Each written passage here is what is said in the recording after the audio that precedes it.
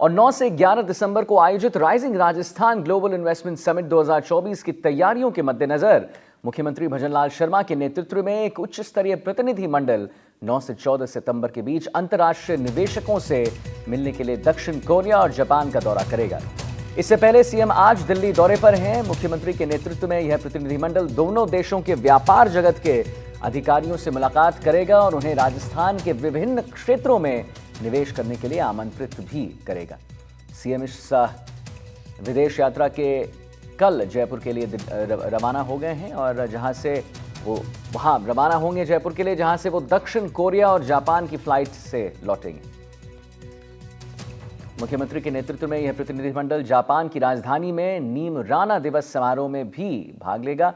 नीमराना राजस्थान के अलवर जिले में एक जापानी औद्योगिक क्षेत्र है जिसमें कई जापानी कंपनियां काम करती हैं।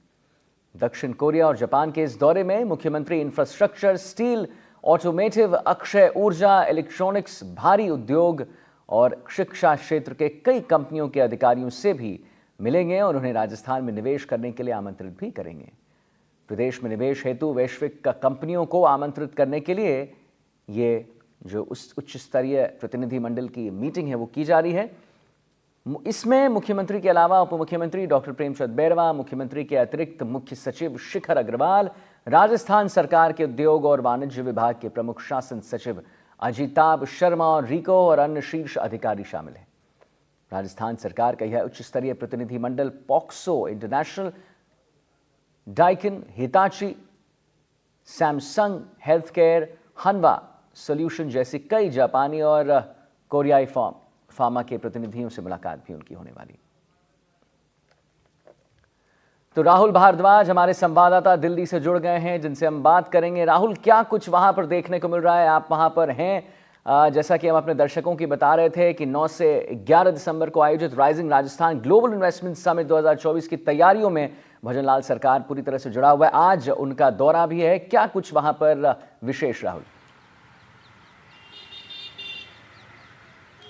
बहुत विशेष है आदित्य, बिल्कुल विशेष ये दौरा, और विशेष कई रूपों में ये विशेष है। ये एक ऐतिहासिक दौरा होने वाला है राजस्थान के मुख्यमंत्री का, क्योंकि इससे पहले ध्यान में नहीं आता कि कब राजस्थान का कोई मुख्यमंत्री दुनिया के बड़े 6 देशों पर जाके अपने आइडिया को रखेगा, अपने विजन को रखेगा, ग्लोबल प्लेटफॉर्म पर जाकर के राजस्थान की बात रखेगा, राजस्थान के भविष्य की उम्मीदों को साकार करने के लिए एक तैयार प्लान को उनके सामने रखेगा।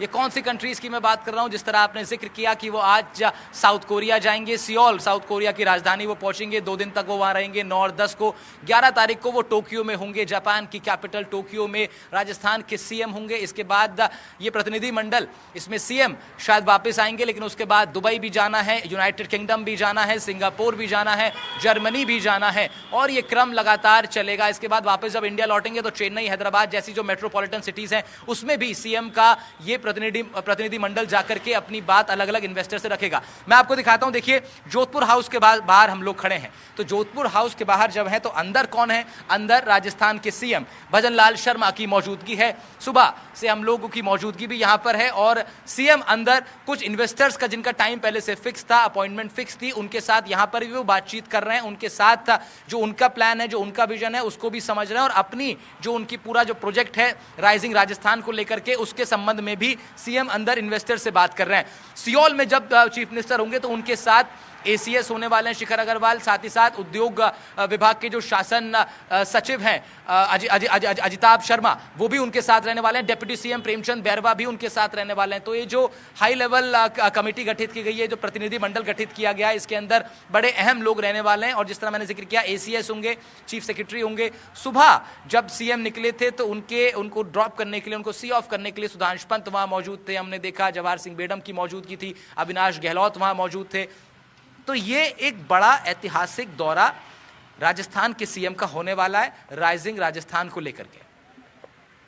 जी राहुल, तो जैसा कि विदेश के कई देशों में कार्यक्रम होने वाला है, आप संयुक्त अरब अमीरत ले लीजिए या फिर यूनाइटेड किंगडम ले लीजिए, तमाम देशों में कार्यक्रम होने वाला है। क्या कुछ तैयारियां चल रही हैं राहुल? जैसा कि आपने बताया कि अंदर जो है सीएम भजनलाल शर्मा बैठे हुए हैं और एक मीटिंग होने वाली है, तो क्या कुछ तैयारियां, किन विभिन्न बिंदुओं पर बातचीत? बहुत अलग अलग बिंदुओं पर बातचीत आदित्य अंदर भी हो रही है, और जब सीएम जब बाहर जाएंगे विदेशों के लोगों के साथ एक ग्लोबल प्लेटफॉर्म पर बैठकर जब वो चर्चा रखेंगे तो अलग अलग सेक्टर्स को लेकर के बातचीत होगी।